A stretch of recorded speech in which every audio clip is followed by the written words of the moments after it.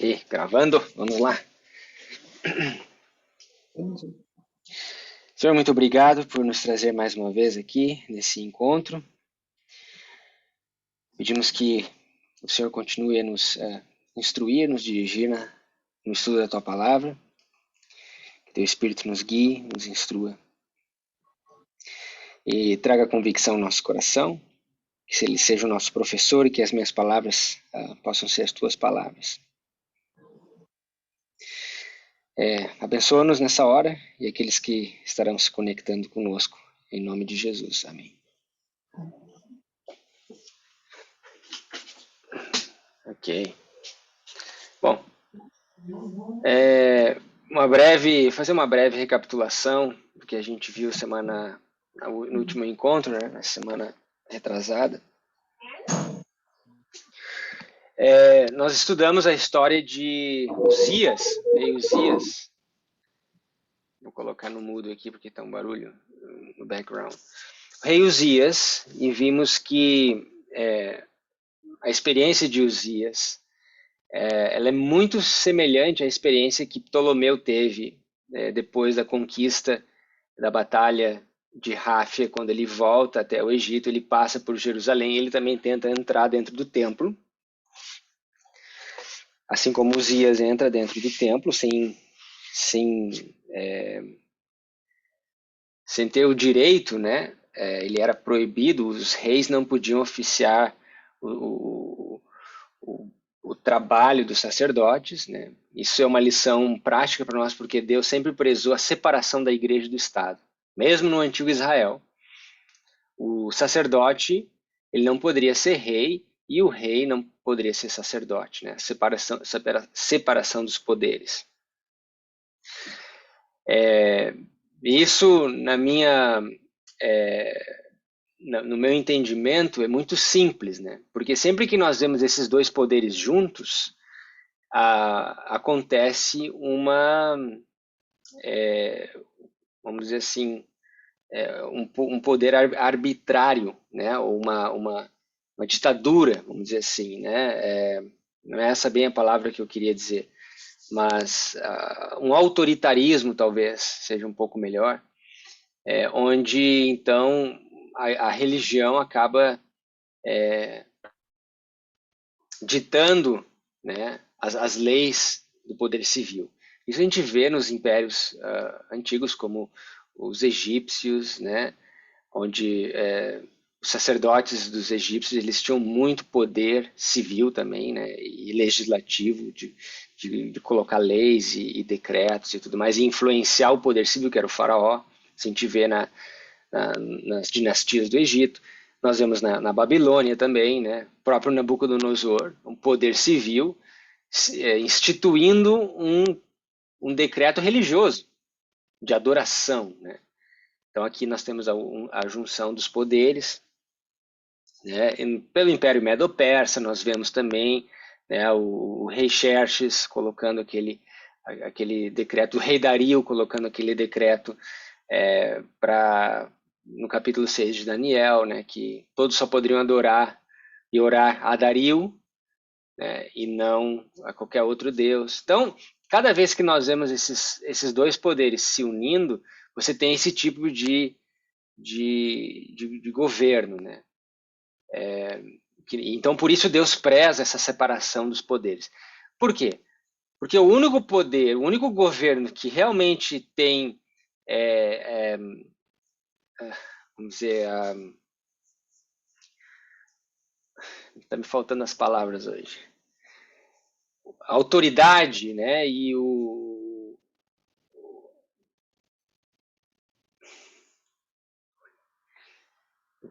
qual é a palavra que eu quero usar aqui? Autoridade, né,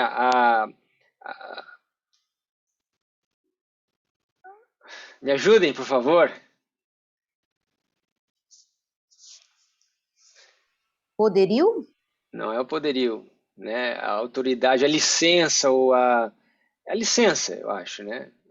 O direito, talvez, seja um pouco melhor, né? De ter essa união. Hegemonia? Não é bem isso.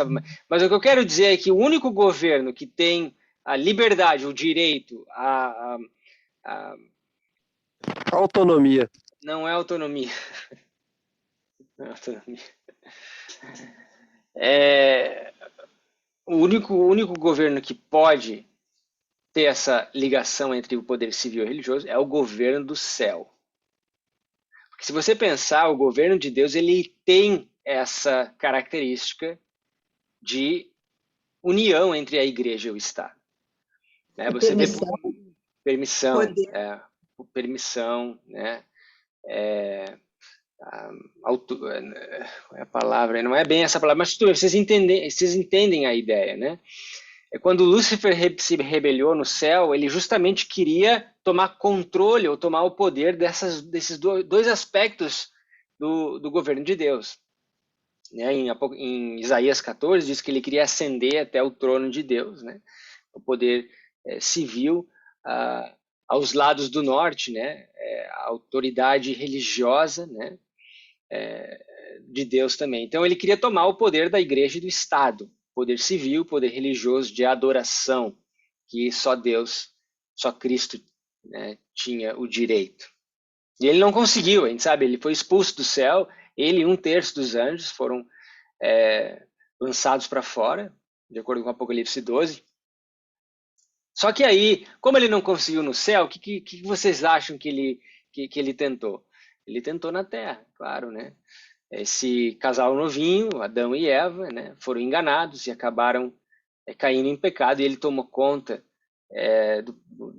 do nosso planeta, né? E desde então ele tem tentado estabelecer o seu reino, que é uma união, é uma cópia, por isso que é o anticristo, é aquele que se coloca no lugar de Cristo, é uma cópia daquilo que Deus tem no céu.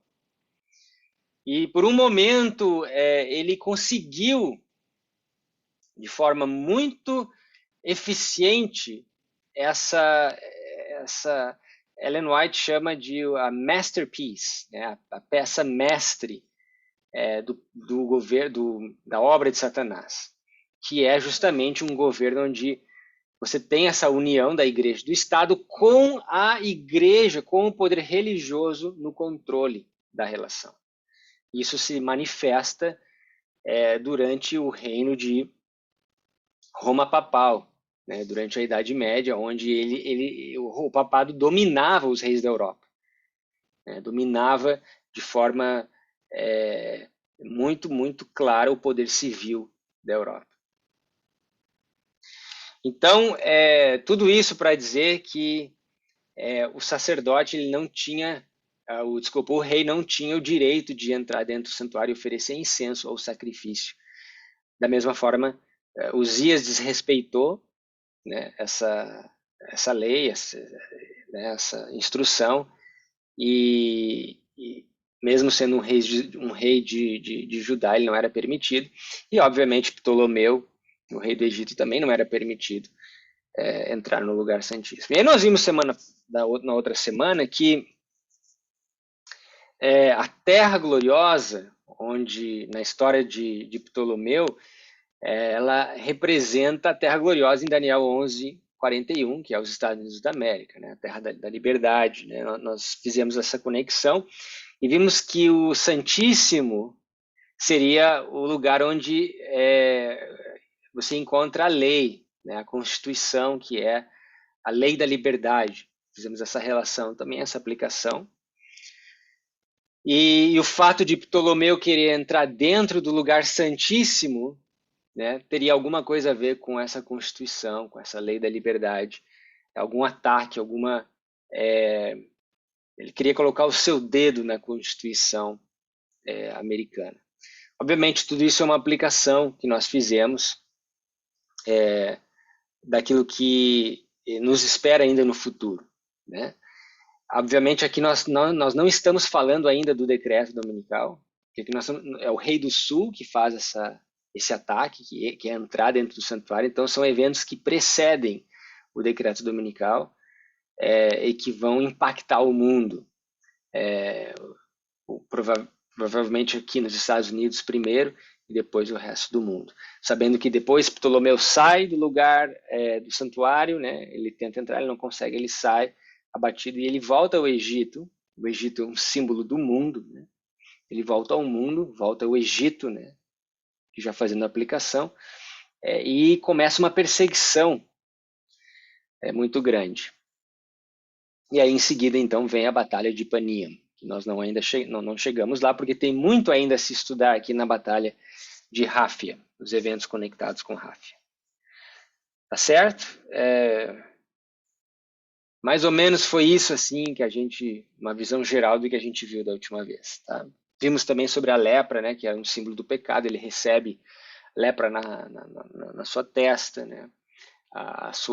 Seu tempo probatório ali já se encerra, e vimos essa aplicação também, tá certo? Bom, o que nós vamos fazer hoje, nós vamos conectar uma outra história com a Batalha de Ráfia, tá certo? Vocês lembram que a Ráfia vem da palavra Rafa, que é uma região lá na Palestina, tá? Naquela região, que é a cidade de Gaza, tá certo? Então, inclusive, a Batalha de Ráfia, ela é chamada também a Batalha de Gaza, né, na história. E Gaza era a maior cidade fortificada de um povo que era vizinho dos israelitas, chamados filisteus. Gaza era uma das maiores cidades dos filisteus, era a cidade mais fortificada dentre elas, era Gaza, no império ou no domínio dos filisteus. Tá? Então aqui nós temos uma conexão com Gaza. E por que nós vamos conectar aqui a história de Sansão? Porque Sansão, além de estar conectado com os filisteus, porque ele foi levantado por Deus para libertar os israelitas dos filisteus, nós vamos ver que ele também está conectado com Gaza e também ele é chamado um gigante pela pena da inspiração. O que isso tem a ver? Bom, a palavra Rafa também vem de gigantes, né? Os Rafaíns, né? Os Rafanins, que eram os gigantes filisteus, tá? Justamente porque eram gigantes dessa região. Então Deus levanta um gigante para lutar contra os gigantes. Obviamente, Sansão aqui, ele era um gigante na força, um herói, um gigante na força. Nenhum homem viveu nessa terra que fosse tão forte como Sansão. Então aqui nós temos dois pontos de conexão importantes. Primeiro, a cidade de Gaza, que é Rafa, ou Ráfia, a cidade de Ráfia, onde se dá essa luta, essa batalha, né? Com Sansão, nós vamos ver que Sansão, ele acaba sendo aprisionado em Gaza, né? Os olhos dele é furado em Gaza, ele fica prisioneiro em Gaza. E depois também nós vamos ver os eventos da vida de Sansão. Então esse é um ponto. E o outro ponto é pela própria palavra gigante. Gigante também a gente pode conectar com Sansão. Tá? Então nós vamos olhar a história de Sansão. Uma história que eu, quando era criança, adorava de escutar. Quem não gostava, né, de escutar a história de Sansão, né? Um homem forte e grandalhão, mas tinha a cabeça do tamanho de um feijão, né? Como a música diz, né? Ele era forte, mas o cérebro do tamanho de um feijão, né? Porque realmente ele tinha uma fraqueza muito, muito grande. Então abram comigo no livro de Juízes, capítulo 13. Alguém tem alguma observação, algum comentário? Antes de nós começarmos aqui.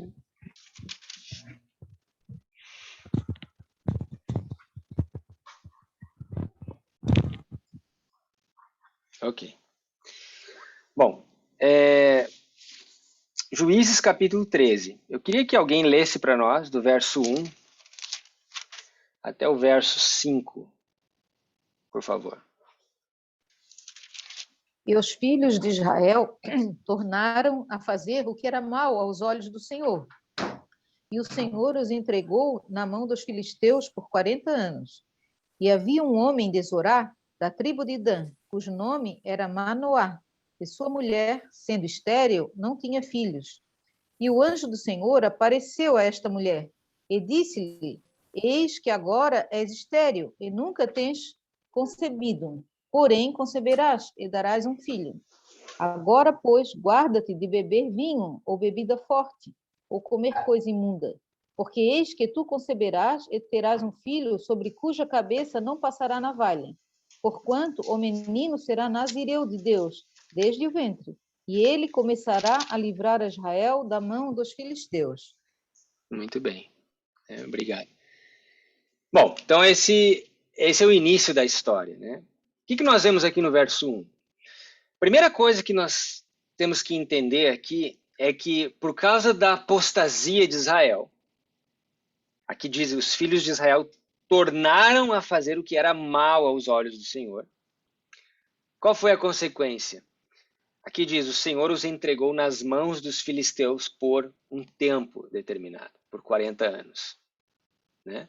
Então aqui tem o efeito, né? A causa e o efeito. Povo...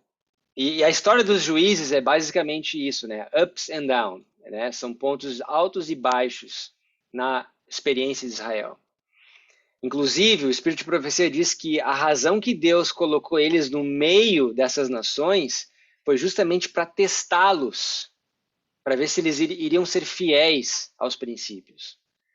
E aqui a história dos juízes provou que não.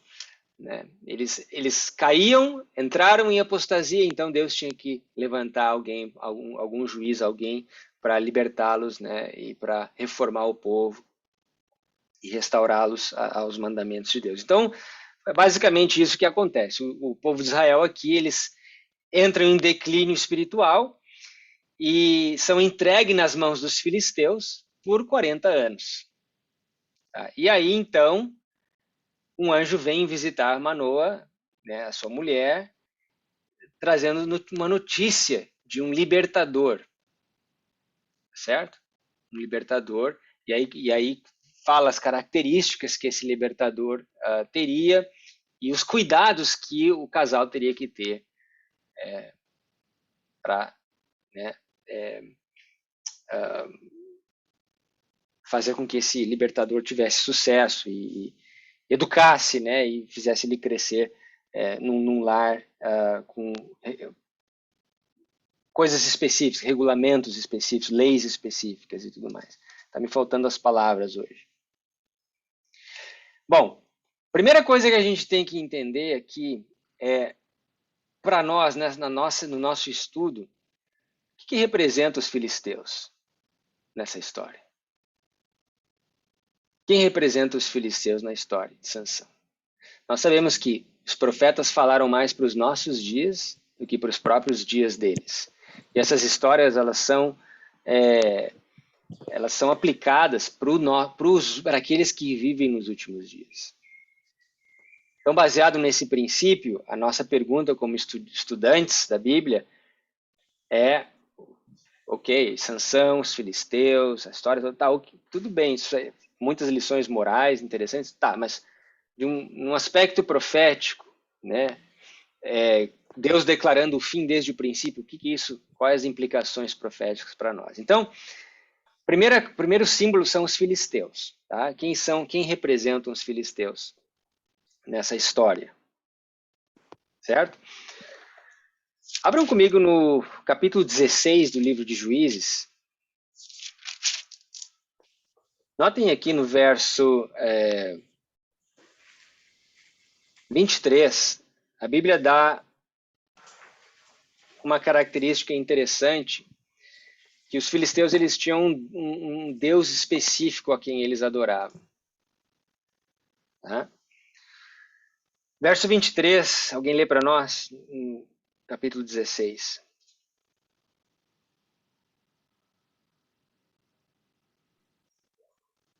Então os príncipes dos filisteus se ajuntaram para oferecer um grande sacrifício ao seu deus Dagom e para se alegrarem, e diziam: Nosso Deus nos entregou nas mãos a Sansão, nosso inimigo. Muito bem. Né? Então o deus Dagom era o deus dos filisteus. Tá? Quem era o deus Dagon? Ele era deus do quê? Alguém lembra? Ele era Deus das colheitas, dos cereais e das colheitas. Ok. Mas ele tinha a forma de o quê?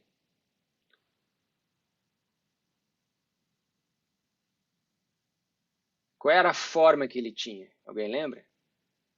Não era metade homem, metade animal, uma coisa assim? É, exatamente. Ele era um deus peixe. Ah, é. Tá? Você se pergunta de onde é que vem a sereia? O Dagon era uma sereia. Tá? Era um deus peixe, metade homem, metade peixe. Eu coloquei a foto no PDF que eu mandei. E na sua cabeça, os sacerdotes de Dagon, eles usavam algo chamado mitra na sua cabeça. E a mitra era justamente a boca de um peixe para cima. Existe algum outro poder moderno que usa mitra, ou que usa mitra também, na cabeça dos sacerdotes? Os bispos de Roma usam a mesma mitra. Tá? Os sacerdotes de Dagon também tinham o hábito de ter uma água santificada, abençoada, uma água benta, e benziam, né? Benziam o povo com aquela água, né? Com aquela água benta. Então aqui nós já temos alguma pista interessante com relação a Dagon. É claro, a gente não pode se basear só nisso, né? Nós temos que buscar mais informação. Tá? Vamos fazer mais. Então vamos ver que outras implicações os filisteus tiveram diretamente ao povo de Deus. Abram comigo no capítulo 4 do livro de 1 Samuel, capítulo 4. E ali nós vamos encontrar algo muito interessante, que é um evento muito interessante que acontece entre os filisteus e os israelitas. 1 Samuel capítulo 4. E aqui essa história ela é muito rica. Nós podemos ficar aqui a tarde inteira só falando sobre os eventos aqui do começo do livro de Samuel, né, especialmente a infidelidade ou a apostasia de Eli e seus filhos. Então notem que o sacerdote, aquele que foi colocado no santuário para o serviço santuário, ele não soube educar os seus filhos, né, como deveriam ter sido educados. Né? A verdadeira educação, nós sabemos, começa em casa. Né? E hoje em dia, a gente às vezes olha para a Bíblia e vê, a gente fica horrorizado, né, quando a gente vê os israelitas antigos oferecendo seus filhos a Moloque, né, sacrifício vivos a Moloque. Você sabe quem era Moloque? O deus coruja, né? Hoje a gente oferece, Ellen White fala isso, a gente oferece os nossos filhos a falsa educação, a coruja é um símbolo da educação o tempo inteiro. Achando que a escola vai, né, educá-los, né? As universidades vão instruí-los, né? E nós oferecemos os nossos filhos aos altares do Moloque moderno. Né? Então, a educação verdadeira ela é a educação do lar. Né? E Roma sabe muito bem disso, porque não é à toa que quando eles iam fazer as suas conquistas e catequizar os povos antigos, eles estabeleciam uma escola. A primeira coisa que eles faziam era uma escola, porque eles sabiam que se eles educassem as crianças até os 7 anos, a chance deles se tornarem católicos e não mudarem a religião era altíssima. E até hoje, eles sabem que me dê os seus filhos. Durante a Reforma Protestante, você vê isso, as escolas crescendo muito grande, porque eles sabem que se os pais protestantes colocarem os filhos nas escolas católicas, é a avenida que ele precisa, que Satanás precisa para entrar dentro dos lares das famílias protestantes. Então, não é à toa que hoje existe uma briga e uma luta muito grande contra a educação domiciliar, por exemplo. Né? Porque é uma ameaça ao governo. uma ameaça ao Estado, você ter pais cristãos, que eles rotulam como extremistas ou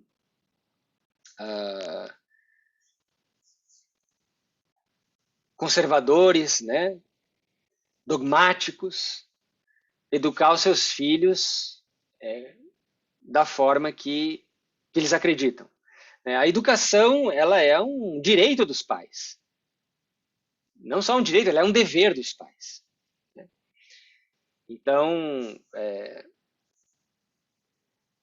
triste porque eu vivi em Loma Linda 10 anos e aquela escola modelo, né, o Blueprint School que Ellen White viu, né, e toda a história por trás de Loma Linda e tantas outras escolas aqui.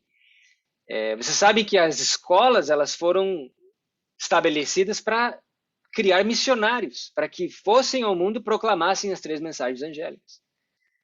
Só que esse propósito se perdeu. Hoje as escolas adventistas, eu falo, elas estão aí para formar profissionais, não missionários. Profissionais para prover, né, o pão do dia a dia. O que é importante também, mas não foi desígnio de Deus, não era essa a proposta. Então você passa pela escola, eu tive educação em Loma Linda, você fica ali 4, 5 anos, e você não escuta nada sobre as 3 mensagens angélicas, sobre o espírito de profecia, nada disso. Você não tem alguém que ore para você no início da aula ou no final da aula. Não, é simplesmente educação acadêmica como qualquer outra universidade. Sexta-feira eles liberam um pouquinho mais cedo. Mas é triste, né? É triste. Então a educação ela é importante. Por que eu estou enfatizando esse ponto? Porque nós vamos ver que isso é a minha história de Sansão. Manoa e sua esposa foram instruídos pelo anjo que Sansão deveria ser educado de forma específica. Tá? Nós vamos chegar lá. Então, nós estamos lidando com os filisteus. Nós estamos vendo que os filisteus aqui simbolizam, até aqui nós vimos, simbolizam a igreja romana, o papado.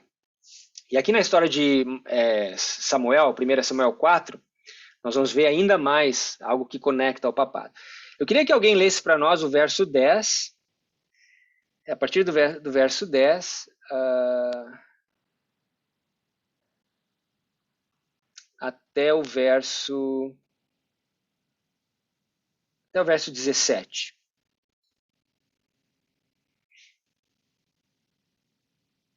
Capítulo 4? Isso, 1 Samuel 4, 10 a 17.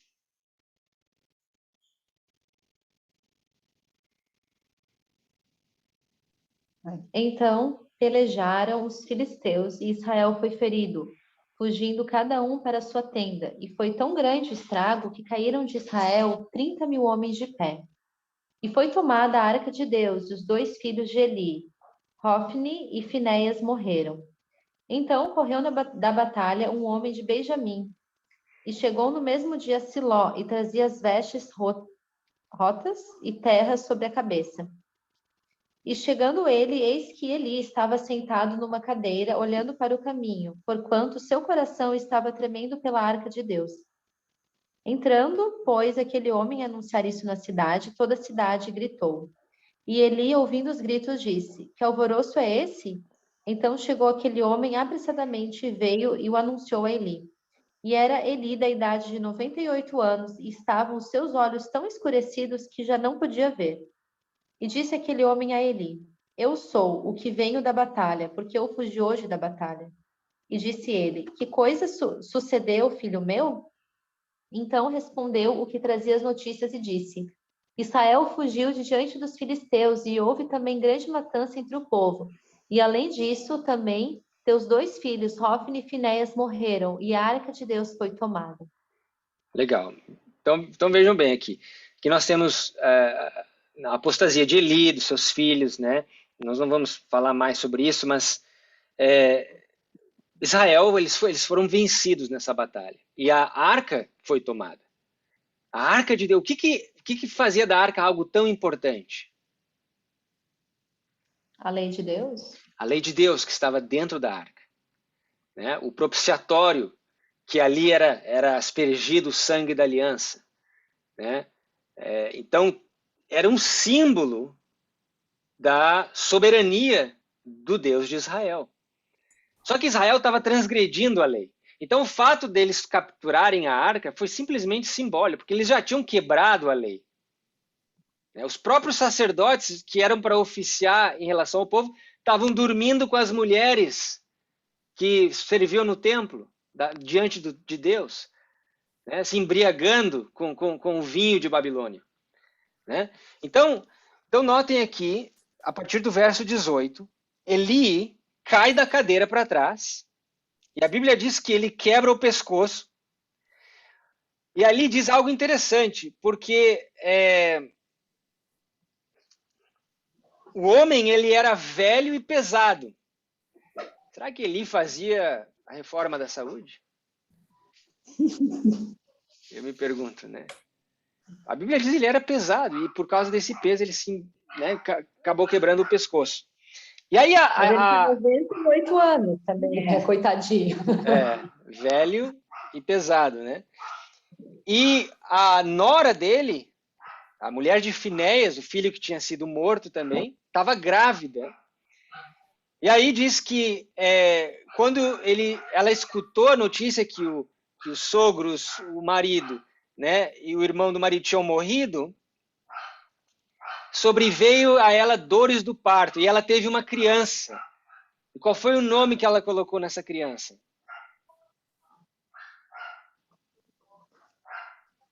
Icabode, foi-se a glória. Icabode. O que significa? Foi? De Israel se foi a glória. De Israel se foi a glória.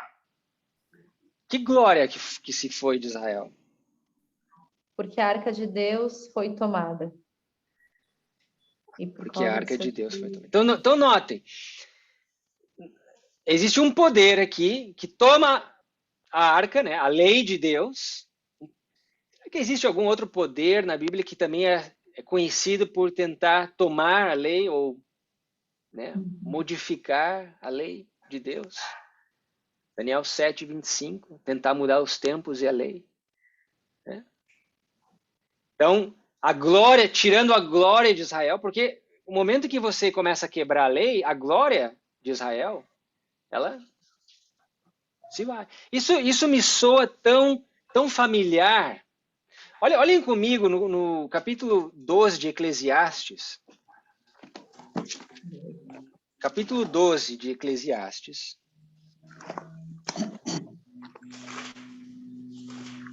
E se eu perguntasse para você como é que nós damos glória a Deus? O que você me diria? Fazendo a sua vontade, né? Fazendo a sua vontade. E aonde que a sua vontade é manifestada?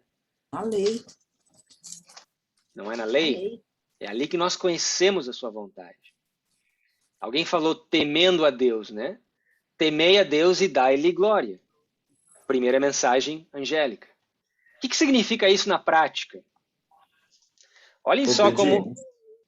Exato, olhem como Eclesiastes 12 resume bem isso. Verso 13 diz assim: de tudo que tem ouvido, o fim é: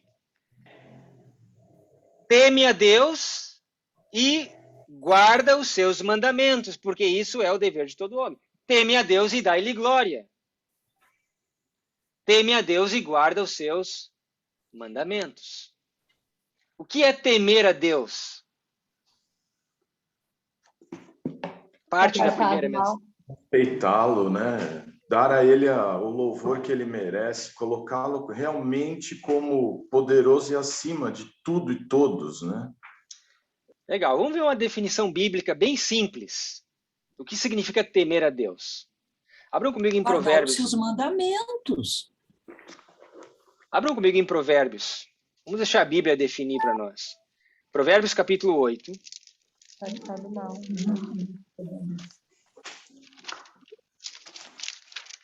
Provérbios capítulo 8. Verso 13 diz assim: o temor do Senhor, Provérbios 8, 13.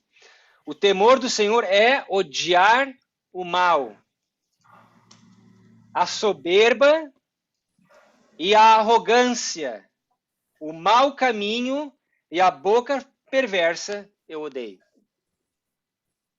Então, em poucas palavras, temer a Deus é odiar o mal, é se apartar do mal, é odiar e não andar no mau caminho, né? É odiar a arrogância, a soberba, a boca perversa.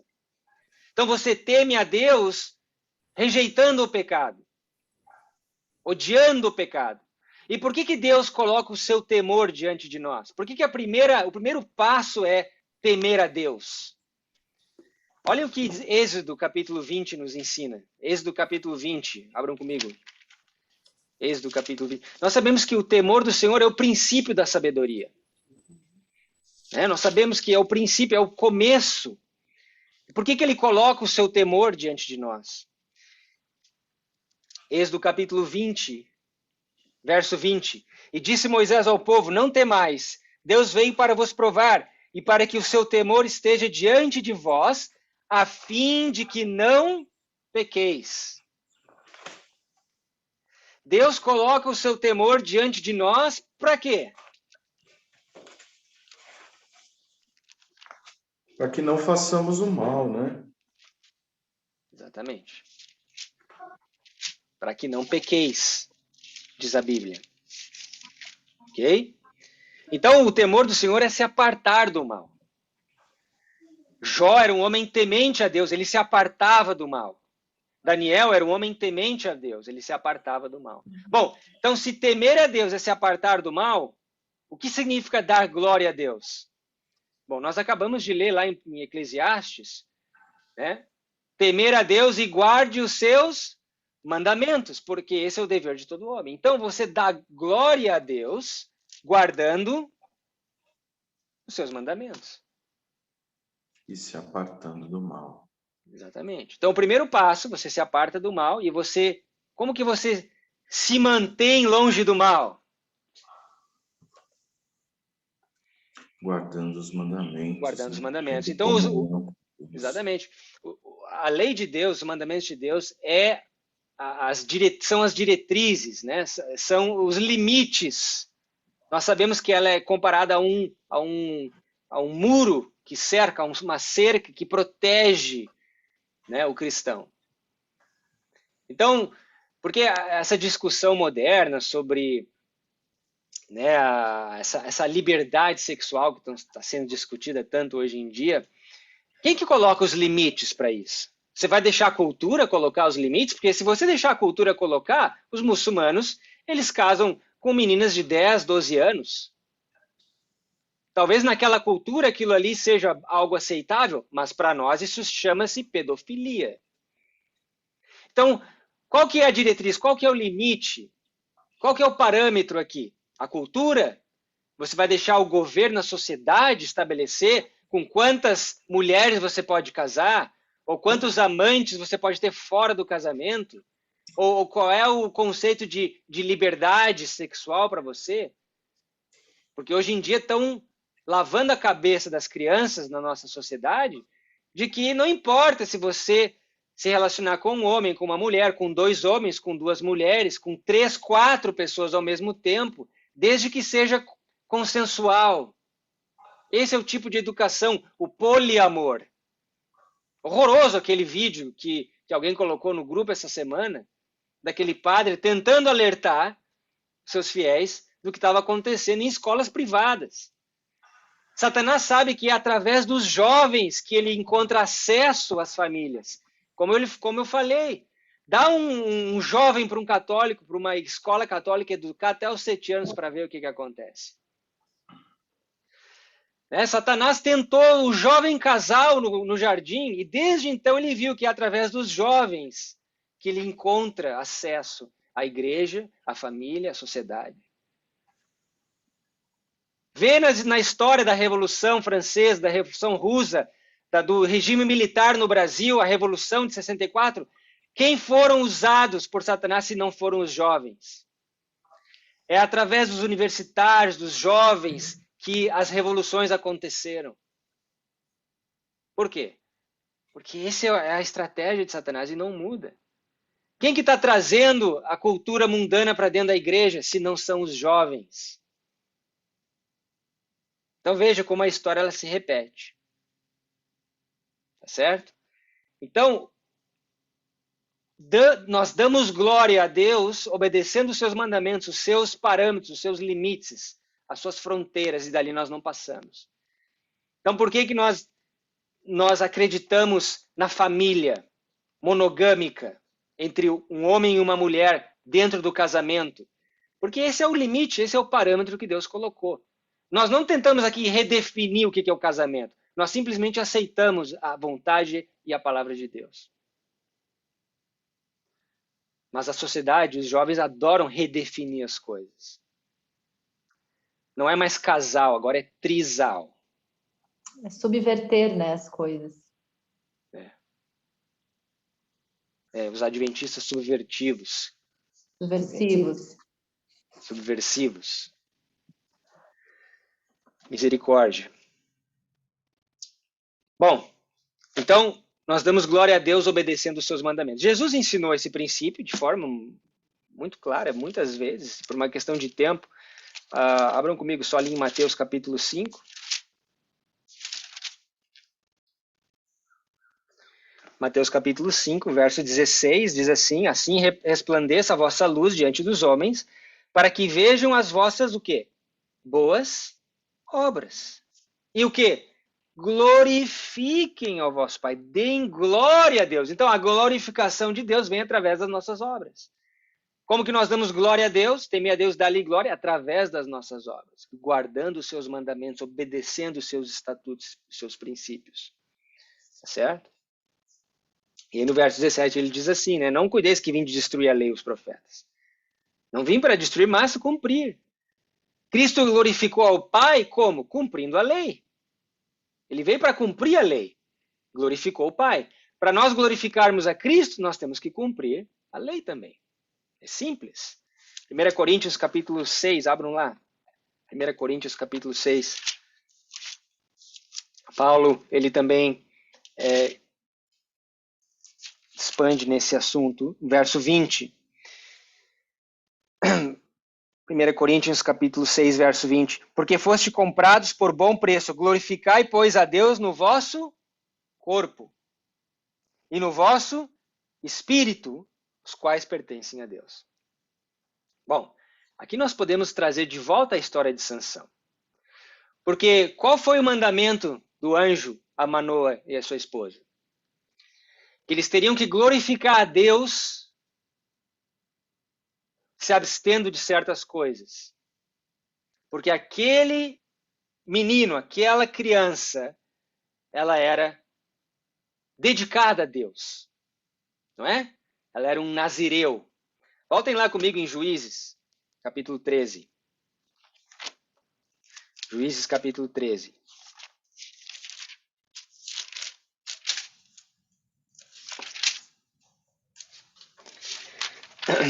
Olha só novamente o verso 4.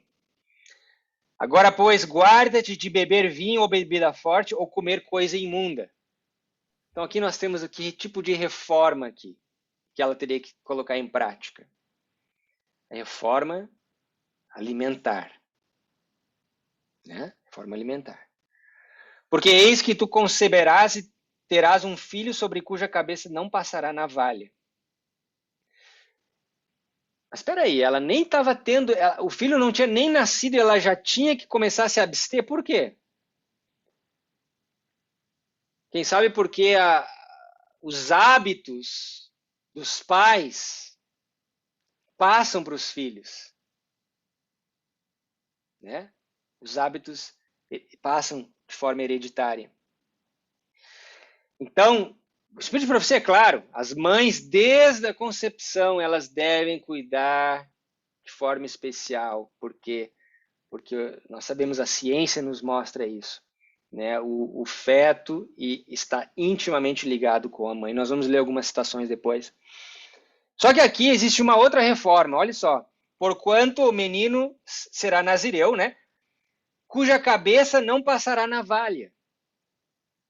Então aqui nós temos algo talvez estranho, né? Por que navalha? Mas qual que era o objetivo aqui? O objetivo era que as pessoas reconhecessem de longe que aquele era um nazireu. Como que elas reconheceriam? Pela aparência. Então, que tipo de reforma que nós temos aqui? Nós temos a reforma da modéstia cristã.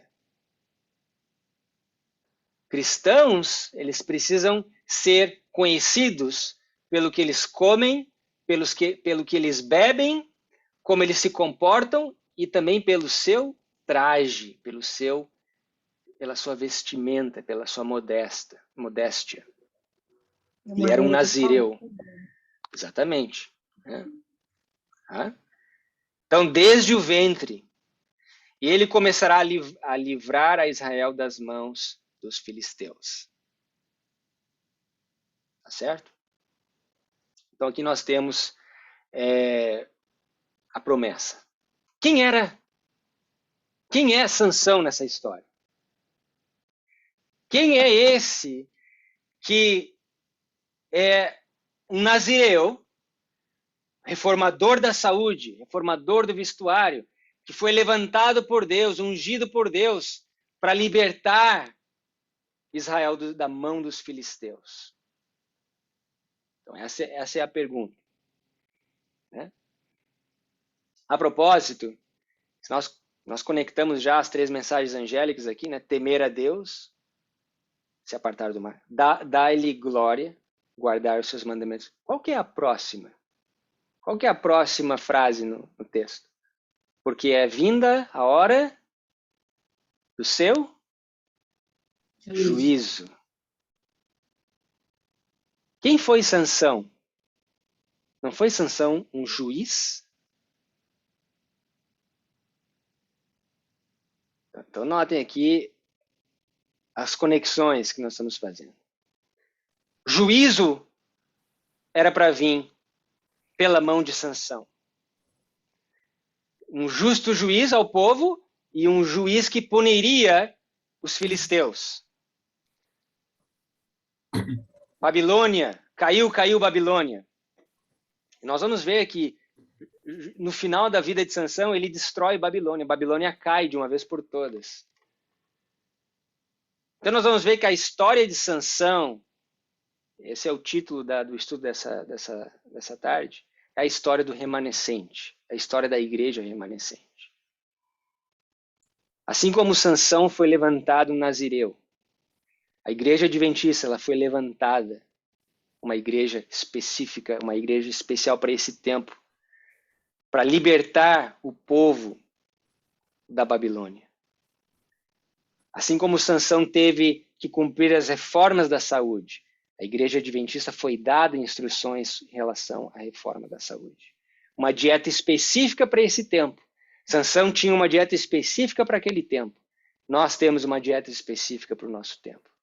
Sansão tinha um traje, uma vestimenta, algo específico para o tempo dele. Nós também temos para o nosso tempo. A propósito, o cabelo de Sansão era um símbolo da aliança que ele tinha com Deus. A força de Sansão não estava no cabelo. Mas a força de Sansão vinha de Deus. O símbolo da força de Sansão externo era o cabelo, era o símbolo da aliança. Vocês lembram quantas tranças Sansão tinha? 7. 7 tranças. 7 é um símbolo da aliança também. Nós vamos ver isso. É o símbolo da aliança que Deus estabeleceu com Moisés. É o símbolo da aliança que Deus estabelece conosco. Pois nós somos adventistas do 6º dia, né? Do 7º dia. Né? Então, a história de Sansão é a história de uma igreja que nasce com um propósito de libertar o povo da opressão dos filisteus, mas que tem altos e baixos, assim como a vida de Sansão teve. Mas, Gui, eu vejo algumas coisas interessantes nessa história que tu está falando. Porque Pois é. Nazireu, Nazareno, Nazaré tem a mesma raiz, que é Netzer, que quer dizer broto, rebento. Cristo era o renovo, né, de Jessé, era o broto de Jessé, o rebento de Jessé. Então, há várias semelhanças entre Sansão e Cristo, né? Por exemplo, o nascimento de Cristo foi milagroso porque veio de uma virgem, o nascimento também de Sansão, por ela ser estéril, pela mãe ser estéril. Então, há várias semelhanças aí, né? Tu tinha mencionado uma palavra interessante, o rebento, o Rebento. rebento, ou aquele que restou, né? O remanescente. Eu vejo assim, ó, que é interessante quando tu falasse também que eles levaram a arca. Isso é muito significativo, não é somente porque levaram a arca e levaram a lei, mas de uma maneira eles sequestraram o caráter de Deus, porque a lei de Deus é o caráter de Deus, né? Então, o povo de Israel já não tinha mais o caráter de Deus e agora eles levaram, né, foi roubado o caráter de Deus. E aí Satanás pode agir e colocar suas próprias leis. Exatamente. Eu tinha algo para falar justamente pegando esse gancho da Pode irmã falar. Inês. É uma dúvida, na verdade, que eu tenho. Porque qualquer pessoa que encostasse na arca morria, né?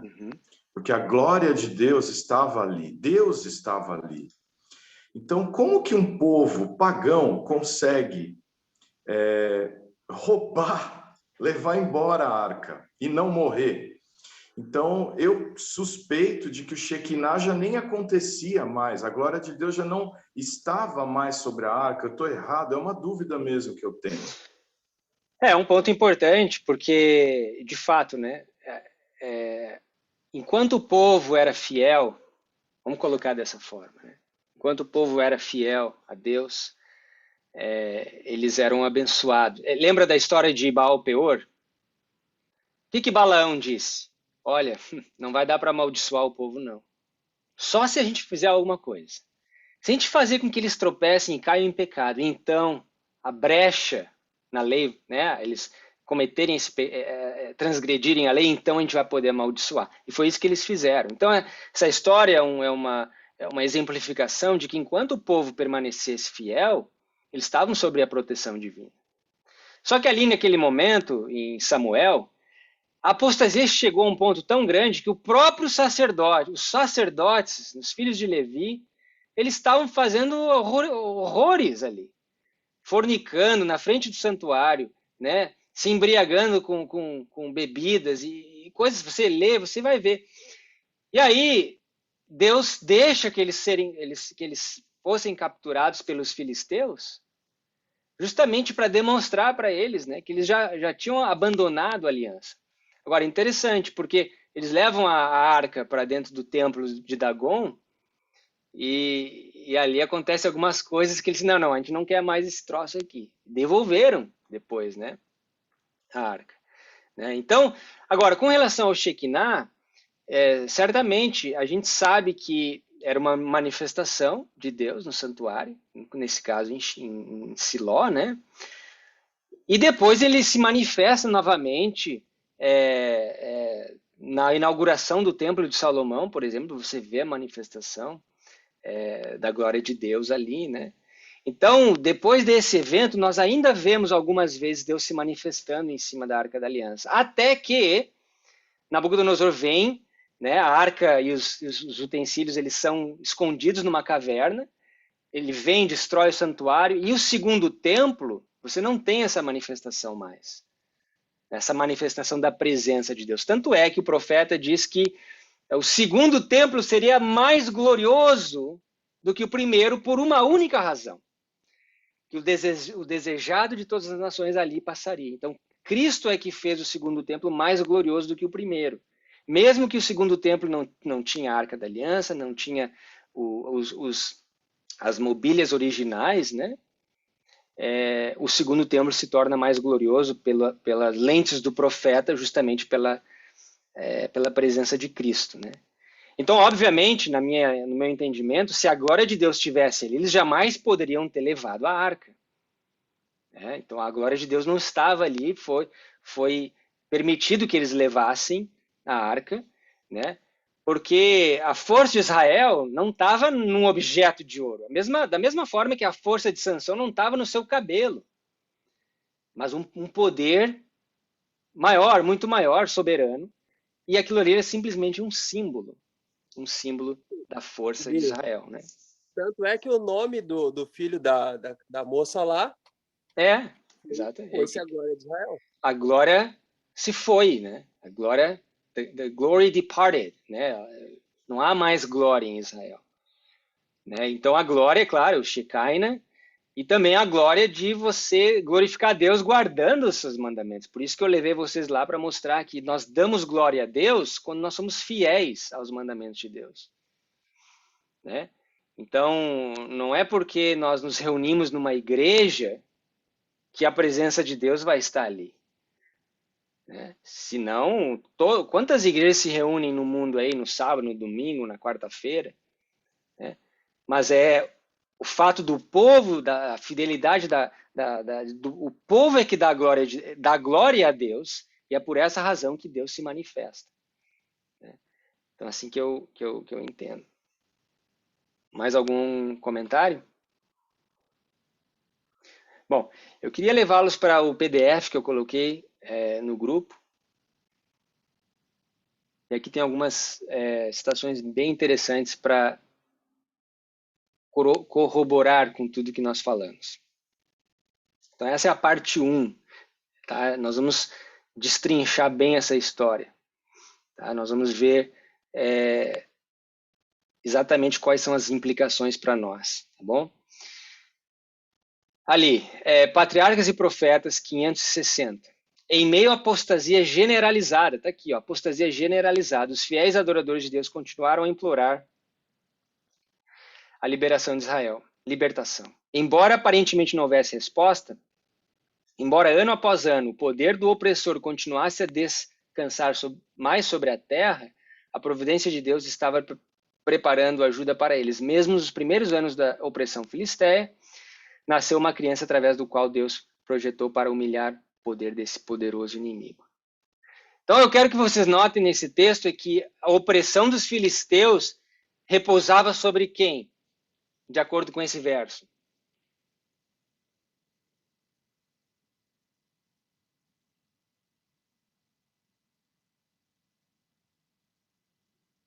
Aonde que repousava a opressão dos filisteus? Sansão? Sobre Sansão? Sansão não era nem nascido ainda. Mesmo nasceu ali bem, uma criança. antes da criança, antes dali, dizia que a opressão é sobre toda a terra, né? Sobre a terra. Muito bem, sobre a terra. De que forma que eles oprimiam a terra? Roubava todo o mantimento deles. Exato. Lembrem da Levíticos 26, Deuteronômio 28, quando Moisés falava que os inimigos viriam e tomariam, né, as oliveiras, né, o trigo, o mosto, o azeite. Então, eles oprimiam dessa forma, a colheita, né? Então, isso aí causava opressão ao povo. Imagina, você plantar, esperar a colheita e na hora do bom você é roubado, né? Você era oprimido. Tá? Bom, isso é importante porque Moisés ele compara essa opressão a insetos. Vocês lembram? Abram comigo lá em Deuteronômio 28. E aqui nós vamos fazer um parênteses, tá? Não vou entrar nesse assunto, mas para aqueles que já estudaram o livro de Joel, vão entender o que eu quero dizer. Tá? Veja só que em Deuteronômio 28, essa opressão da terra que foi feita pelos filisteus e depois muito tempo por Babilônia, durante os 70 anos de cativeiro, né? Aqui Moisés compara a insetos. Olha só aqui no verso 36. Verso 36. O Senhor te levará a ti e a teu rei, que tiver exposto sobre ti a uma nação que não conheceste. Nem tu, nem teus pais, ali servirás a outros deuses, o pau e a pedra. E serás por pasmo e por ditado e por fábula entre todos os povos que o Senhor te levará. Lançarás muita semente ao campo, porém colherás pouco, porque o gafanhoto a consumirá. Plantarás vinhas e cultivarás, porém não beberás o vinho, nem colherás as uvas, porque o bicho as colherá. E todos os termos terás oliveiras, porém não te ungirás com azeite, porque a azeitona cairá da tua oliveira. Então, obviamente, aqui está se referindo à Babilônia, né? E notem no verso 36, aqui Deus, na época de Moisés, já sabia que eles iam colocar um rei sobre eles. Né? Tu e o teu rei serão levados em cativeiro. Mas aqui o princípio que eu quero colocar, lembrá-los, é que esses insetos são usados como símbolos para aqueles que destroem a colheita. E aonde que nós encontramos esses insetos novamente destruindo a colheita? No livro de Joel. Abram comigo em Joel. Joel capítulo 1.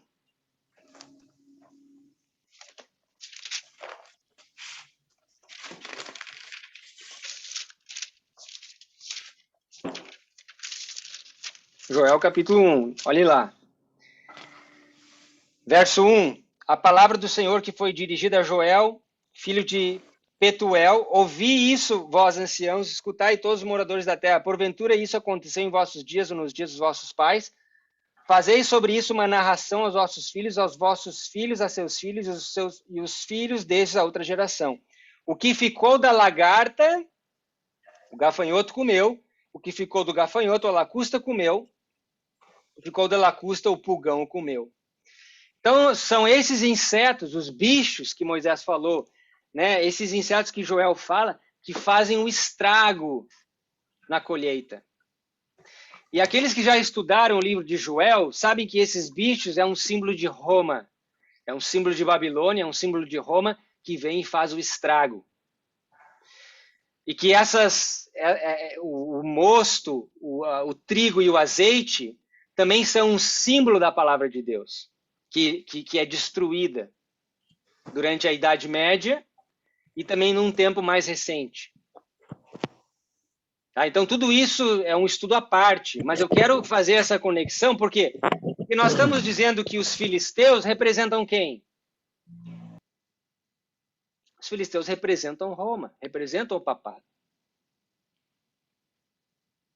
Tá certo? Então, eu vou perguntar aqui para aqueles que já estudaram sobre o assunto, para que me ajudem aqui. Num tempo moderno, lembra? Os filisteus dominaram 40 anos sobre o povo de Israel. Num tempo moderno, aonde que nós vemos Roma, mais uma vez, através desses insetos, comendo os grãos, o mosto e o vinho, deturpando a palavra, a doutrina, a semente, né? A palavra de Deus, o vinho, a doutrina de Deus, o azeite, né? Que desce daqueles tubos em Malaquias. Que tempo moderno isso leva à mente de vocês?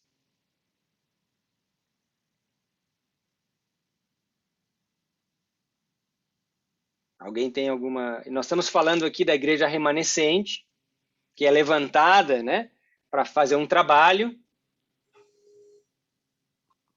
Eu vejo as filhas de Roma, através do vinho, que é dado a beber, doutrina. Ok. Daniel 7,14. Não sei se eu entendi bem a pergunta, mas são muitas formas aí que eu vejo, digamos assim, a doutrina pura sendo roubada, né? Uma delas é a própria nova teologia dentro da nossa própria igreja. Isso não é de hoje, né? É uma coisa que já vem... Netflix e tantas coisas na mídia e também fazendo esse papel. Exatamente. Mas nós estamos falando da igreja remanescente. É um ataque à igreja, né? Um ataque ao povo de Israel moderno, né? Então, você falou algo importante, a nova teologia. Essa nova teologia ela não é muito nova assim, né? Ela já vem se desenvolvendo há muitas décadas. 60 anos, talvez, né? Então, esses ataques dentro do adventismo Se eu dissesse para vocês, me mostrem biblicamente um ponto inicial. E isso aqui, mais uma vez, é um estudo separado para aqueles que já estudaram isso. Que momento que nós temos as joias, agora vocês vão saber, as joias de William Miller, que William Miller sonhou, sendo espalhadas.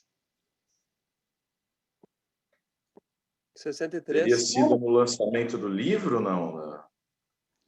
Naquela ocasião, não? O Júlio falou. 63. No Kellogg? Questões sobre doutrina, né? Isso aí Foi, mas isso aí já começou antes. Isso já foi na década de 50, antes ainda. Olha só, nós estamos indo para o ano de 1863. É ali aí que nós... Kellogg também, né? Sim, tanta coisa. Então você pode ver, é muita coisa que aconteceu na história adventista. É por isso que nós temos que entender a nossa história. Assim como nós entendemos a história dos juízes, a história de Israel, passado, a história sacra. A história do Israel moderno é uma história sacra também, e Deus requer que nós entendemos. Então, 1863 é o ponto, e nós vamos, semana que vem, no outro encontro, demonstrar por que 1863. Mas esse é o ponto inicial. Esse seria o início dos 40 anos que nós vemos lá em Juízes capítulo 13. Onde os filisteus começam a oprimir o povo de Deus, a terra, né, o povo de Israel.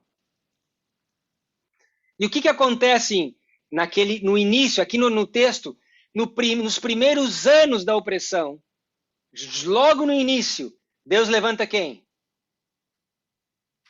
Sansão. Deus levanta Sansão. Em 1863, quem que Deus levanta para acabar com a opressão de Babilônia? O que acontece em 1863? A reforma da saúde. A organização do quê? E a organização. Não, a igreja. A igreja nasce, a igreja adventista organizada nasce em 1863. E junto com a igreja, no mesmo ano, o que nasce também? A reforma da saúde, ela tem as primeiras... A mensagem da reforma da saúde. Junto com a mensagem das reformas, né? Seja da saúde do que tu come ou do que tu veste, a mensagem, né, do vestuário da saúde. Ela é dada em 1863. Então vamos ler aqui alguns textos para nós qualificarmos aqui. Quem representa Sansão?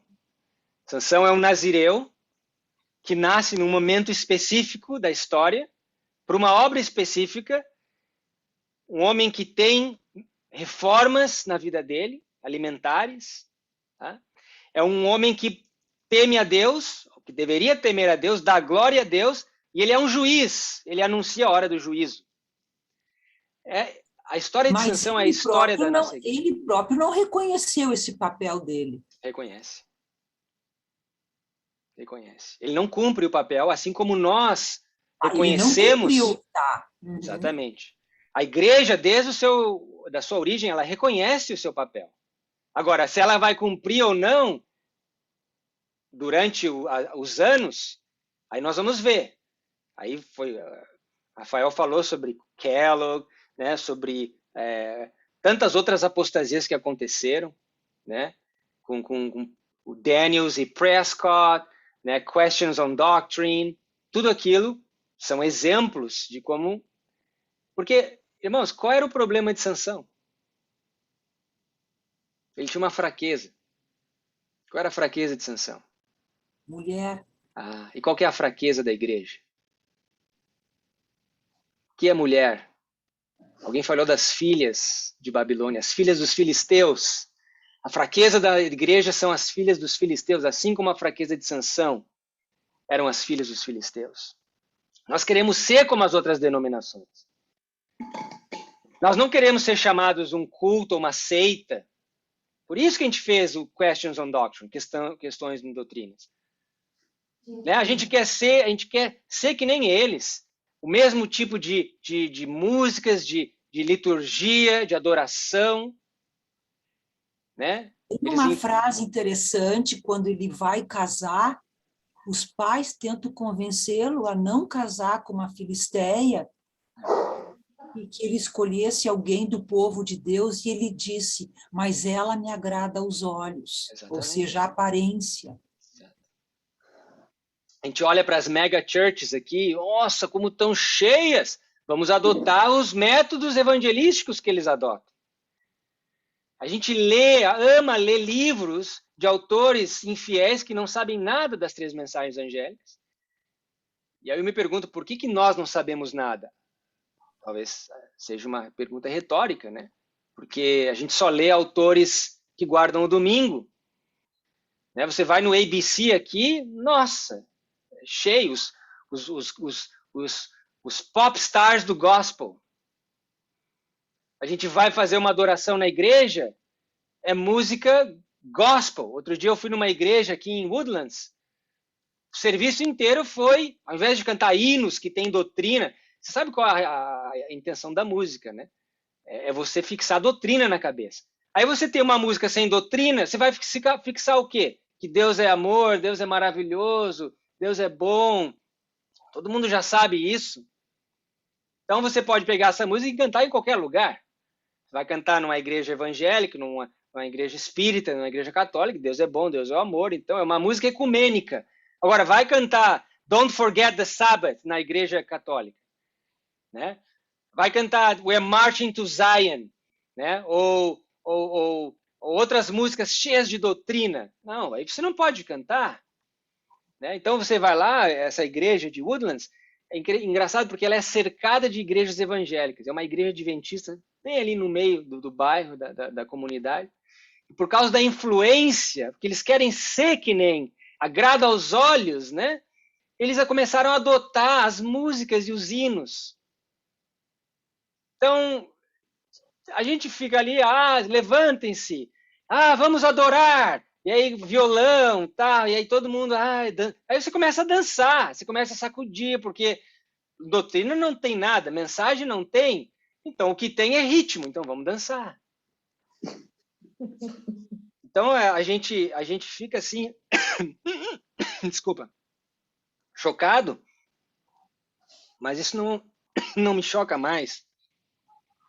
Porque em 2010, quando eu mandei um vídeo para muitos aqui, de algo que eu presenciei em Loma Linda, que o meu queixo caiu, que eu fui num sábado de manhã, numa escola sabatina, onde eles se reuniam no porão, no escuro, e antes de você entrar na sala, você tinha uma mesa com café extra forte, né?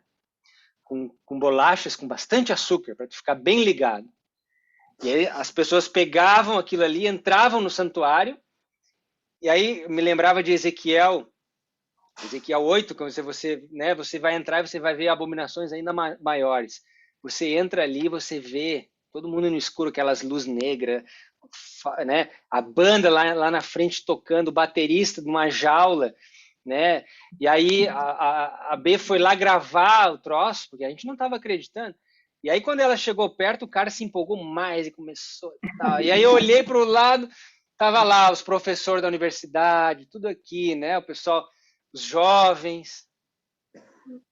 E eu senti os demônios voando e regozijando.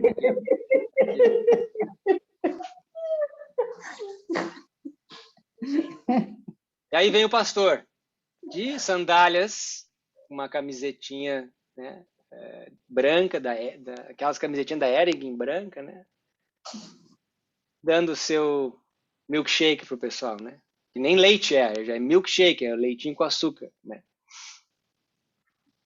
Então, sabe, isso aí não me surpreende mais, porque eu sei que isso aí já é algo muito enraizado já dentro da cultura aqui na América, a própria igreja adventista. Né? Então nós vamos ver que Sansão é a história da igreja. Mas, irmão, você está dizendo que Sansão ele foi se deitar com uma prostituta uma hora. Pois é. Mas se misturou lá com os filisteus? Uhum. Mas o final de Sansão foi trágico. Pois é. Ah, mas no final ele cumpriu o papel, não cumpriu? Cumpriu ou não cumpriu? Ele cumpriu o papel. Sob circunstâncias terríveis, mas ele acabou cumprindo o papel. Sim, exatamente isso, Gui. Uma parte da vida dele, ele ficou cego para o mundo. Aí, quando ele ficou cego para o mundo, ele conseguiu ver a glória de Deus. Exatamente. E ele é colocado entre dois pilares. Ele derruba os pilares e o templo de Dagon cai. Babilônia cai. Que pilares são esses que sustentam Babilônia hoje? Nós vamos falar sobre isso. Porque Ellen White... Domingo e imortalidade da alma. Exatamente. Você está vendo que a história de Sansão é a história da igreja. Então, vocês estão vendo que agora nós estamos mudando um pouco a perspectiva e nós estamos vendo como a igreja ela está conectada com a batalha de Ráfia através da história de Sansão. Nós estudamos a história americana, né, o papel dos Estados Unidos, mas agora nós vamos estudar o papel do povo de Deus. Tá certo? Então, aqui, nós já estamos avançando no tempo, mas aqui tem várias citações legais. Queria pincelar algumas aqui. A primeira delas aqui, logo depois da que nós lemos, fala que nós somos... Os 3 anjos de Apocalipse 14 representam o povo de Deus que aceita a luz dos mensageiros, ou das mensagens de Deus. Então, os anjos que anunciam é a igreja, somos nós, né? Então, Sansão foi levantado para anunciar, assim como a igreja foi levantada para anunciar. Ali a próxima diz, na segunda página, desculpa, na primeira página ainda, você tem a foto de Dagon ali, né, com a mitra, depois ali o Papa de Roma, com a mitra também.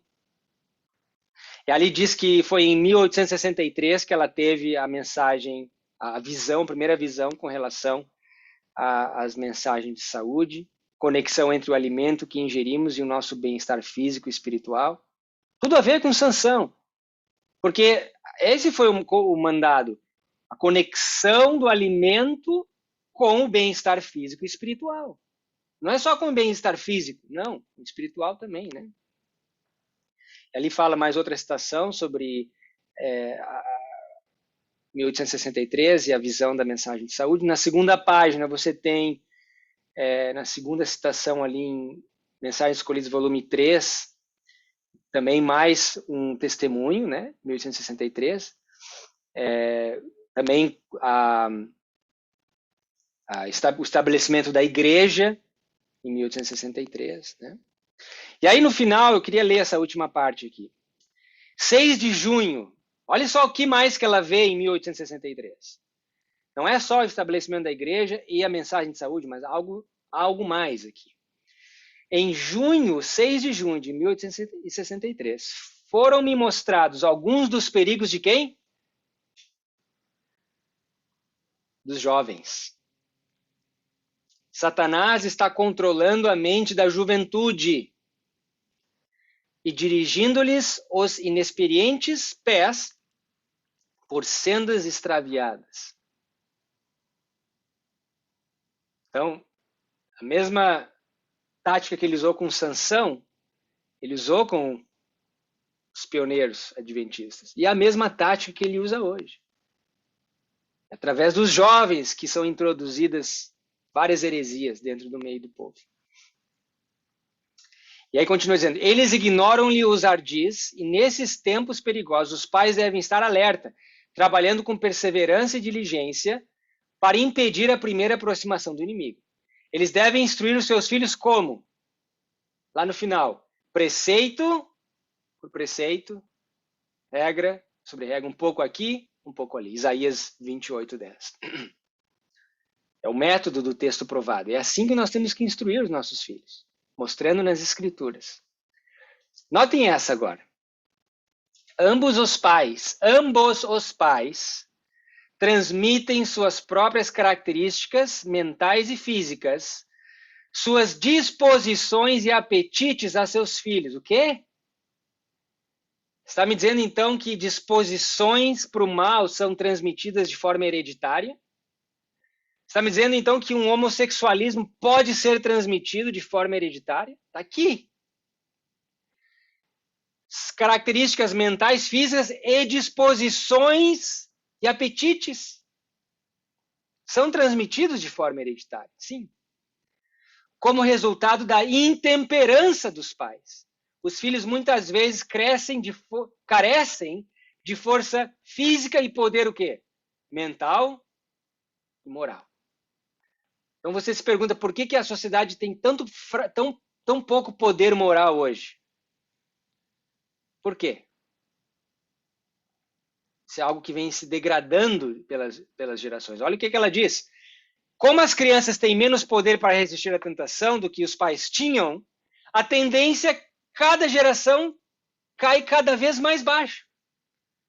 Quanto mais vai passando as gerações, mais fraca fica a força para resistir à tentação. Então hoje nós estamos numa sociedade que é uma sociedade fraca mentalmente, moralmente e fisicamente. Primeiro porque somos sedentários. Né? Nós gostamos de focalizar sobre... não, nós temos que ter uma dieta balançada, vegetariana, vegana, nananã. Tá, mas e o exercício físico? Onde é que entra nessa parte? Eu, por muitos anos, frequentei uma igreja de gordinhos vegan, sabe? É uma igreja, todo mundo era vegano, mas era um bando de gordinho. Por quê? Porque não tinha um balanço, né? Não, vegan pode então, né? Chocolate demais, né? Tem sorvete vegan, tem chocolate vegan, tem donuts vegan, tem um monte de coisa vegan aí que é gostoso, mas em moderação. Não adianta você, né? Tem que ter um balanço. Então, fisicamente são sedentários, mentalmente são fracos. Por quê? Porque são bombardeados, né, pelas avenidas da alma, são bombardeados pelos dardos do inimigo, né? E aí, obviamente, o resultado é uma pessoa moralmente fraca também, sem poder para resistir. E aí, o que diz? Em grande medida, os pais são responsáveis não apenas pelas paixões violentas e apetites pervertidos, paixões violentas. Isso aqui me lembra o padre que a gente viu essa semana. Sabe que é engraçado durante essa controvérsia aí que está tendo sobre a agenda LGBT e as minorias e o apoio. Às vezes a gente coloca algumas coisas uma opinião, né? Porque eles podem dar a opinião que eles querem. Agora, no momento que você coloca a opinião, pronto, vem uma enxurrada de críticas, né? E você começa a saber que as pessoas que você nem imaginava já são bissexuais, né? Já são homossexuais, já tiveram relação com... Olha, aberrações dos filisteus, coisas que os cananeus faziam, né? Coisas lá que Sodoma e Gomorra foram destruídas por causa dessas aberrações. Assim como nos dias de Ló será antes da vinda do Filho do Homem. Nós estamos repetindo essa história. E muita gente vai olhar para trás, porque ainda, que nem a mulher de Ló olhou para trás, muito adventista vai olhar para trás, tá? E vai se perder por causa disso também. Então, as paixões violentas e os apetites pervertidos que nós temos hoje na sociedade, em grande culpa, são responsáveis pelos pais. Eu me pergunto por que existe um ataque tão grande à educação domiciliar. Né? Talvez um elo, né, que possa colocar um freio, talvez um pouco, nessa deturpação moral pervertida. Filhos mais pelas enfermidades milhares, surdos, cegos, doentes, débeis mentais, etc. Então, não só problemas físicos, mas morais e mentais também, né? E aí fala uma outra visão que ela teve em 63, ali para nós acabarmos, né? No sábado, dia 6 de junho de 1863. Então, tudo aqui nós estamos conectando com o início da história de Sansão. me mostrado algumas coisas com relação à obra de Deus e à disseminação da verdade. Pregadores e povo têm uma fé mirrada. Pouca devoção e mínima piedade genuína. É uma apostasia generalizada, como nós vimos lá no início. A apostasia estava generalizada. O próprio líder, o próprio juiz, que era para ser erguido como libertador de Israel, tinha uma fé mirrada. Como eu falei, né? Ele era forte, grandão, bonitão, mas a cabecinha de um feijão, como diz a música, né? Em 5 de junho de 63, foi-me mostrado que Satanás está sempre trabalhando para desalentar e desencaminhar os pastores, os líderes, que Deus escolheu para pregar a verdade. Sansão era um líder que Deus escolheu para libertar o povo. Como que ele faz? O modo mais eficaz por ele empregado é mediante a influência doméstica, através de companheiras não consagradas. Era a fraqueza de Sansão. Foi lá se meter com os filisteus, casou com uma filisteia, buscando companhias não consagradas. Então, essa é uma introdução do que nós vamos ver sobre a história de Sansão dentro da igreja remanescente, dentro do adventismo e as implicações para os nossos dias. Tá bom? Eu vou encerrar com uma oração e aí nós abrimos para algum comentário final. Senhor, muito obrigado por os momentos aqui que passamos, que a tua bênção continue caindo sobre nós, que nos faça enxergar e ver o momento em que vivemos, a obra de preparo que temos que ter, o caráter que devemos desenvolver, as implicações das Escrituras para os nossos dias, possamos ser servos teus, atalaias, e possamos tocar a trombeta, dar à trombeta um sonido certo. Abençoa-nos nessa nova semana, que possa ser uma semana de vitórias em Ti. Em nome de Jesus. Amém.